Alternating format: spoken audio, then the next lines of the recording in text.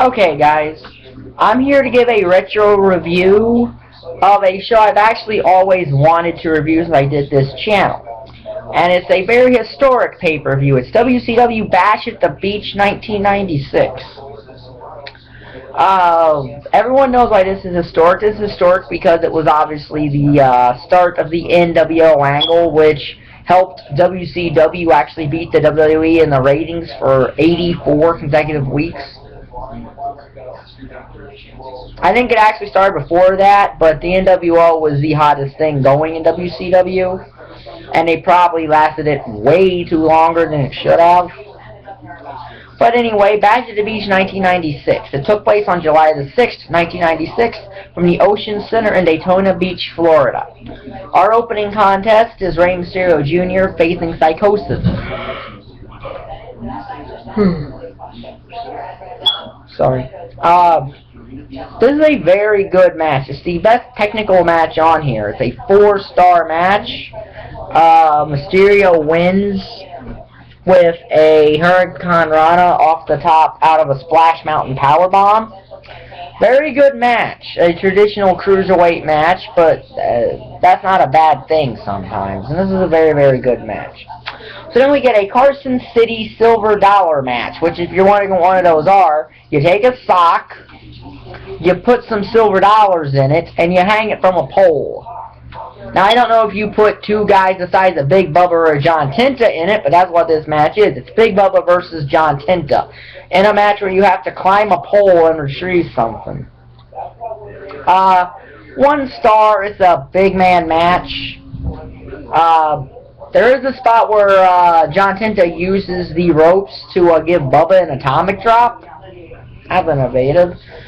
Finish comes in Jimmy Hart. Since Bubba can't climb, Jimmy Hart climbs up, retrieves the sock, the silver dollars, but Tenta pushes him off, and Tenta gets it, and then he cracks Big Bubba with him, and then pins him, and wins the match. Nothing really special, but it's a 1-star match.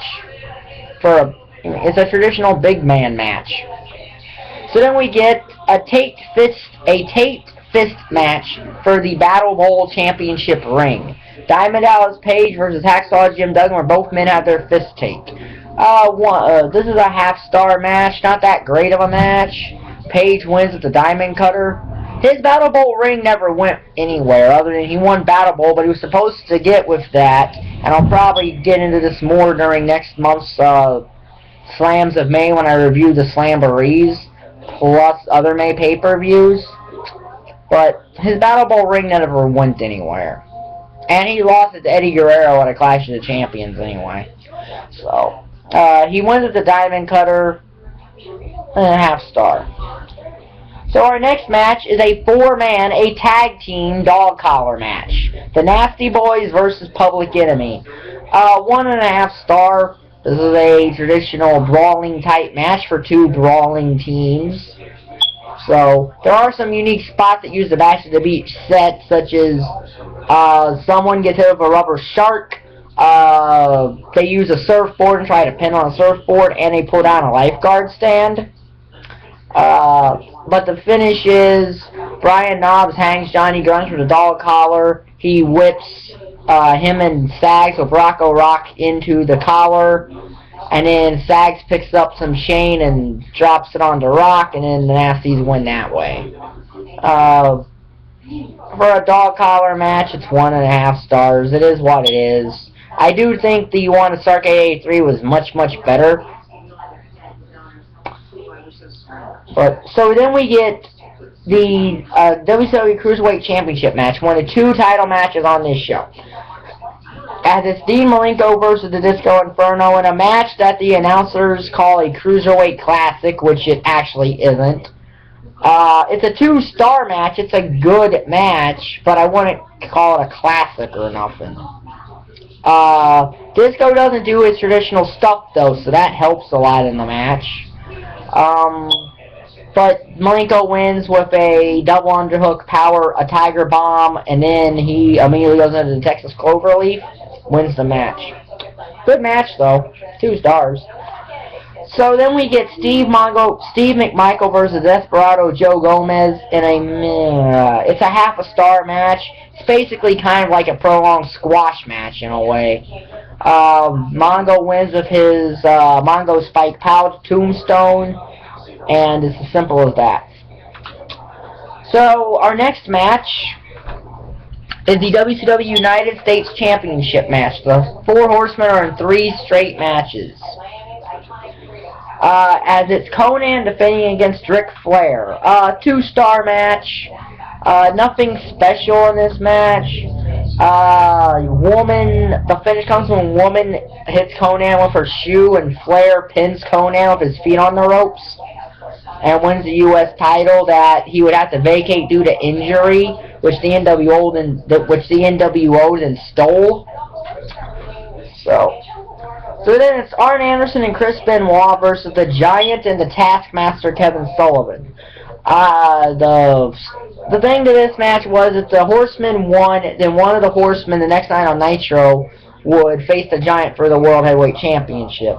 The Horsemen run the Giant to the back early, and then for the most part it allows them to beat up the Taskmaster for the most of the match. He finally makes the tag to the Giant.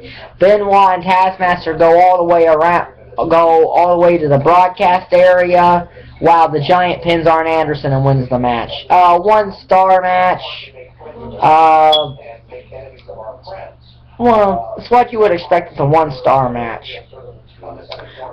So then it's the main event. The match was billed as the Hostile Takeover match, which was billed as a 6-man tag that was a handicap all the way through that technically never had an official finish.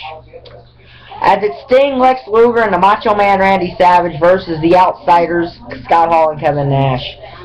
3 stars. Luger is taken out early when his head is sandwiched with Nash, and Sting does a Stinger Splash. That turns it into a tag match. Sting gets beat up, tags Savage. Then Hulk Hogan comes out. And this is the moment everyone remembers from this pay-per-view, because it's when Hogan leg drops Savage and turns on joins the NWO. And then Hogan makes the cover and Hall counts 3, so that's not an official 3 count. That's why there's no official finish here. The match just stops. So Hogan joining the NWO needed to be done. Because for the NWO to be taken seriously, you needed somebody that recognizable to WWE to actually be in the NWO. Kind of like with the Nexus to me. I've always thought that Cena had to join the Nexus at SummerSlam 2010 to validate that and to make it seem like a real threat, and that he should have done it voluntarily and not have to be forced into doing it. That's what I've always thought, but I'll get to that more for SummerSlam review series. Then Hogan cuts a heel promo at the end of the show.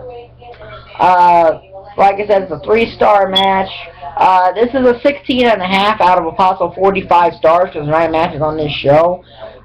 If you took out the Steve McMichael match and the Tate Fist match, you only had 7 matches on this card. It would be a much better show. 16.5 out of 45 is in the C- rating, I believe, because half of 45 is I think 22.5. So it's 6 points outside of that. So this is a C- show around there. But again, it is a historic show, so it is a historic show. So that's the review of Bash at the Beach 1996, which was something I've always wanted to do and review for the historical nature of it. So if you like the video, like button is down there, subscribe button is down there, and thanks for watching. Bye.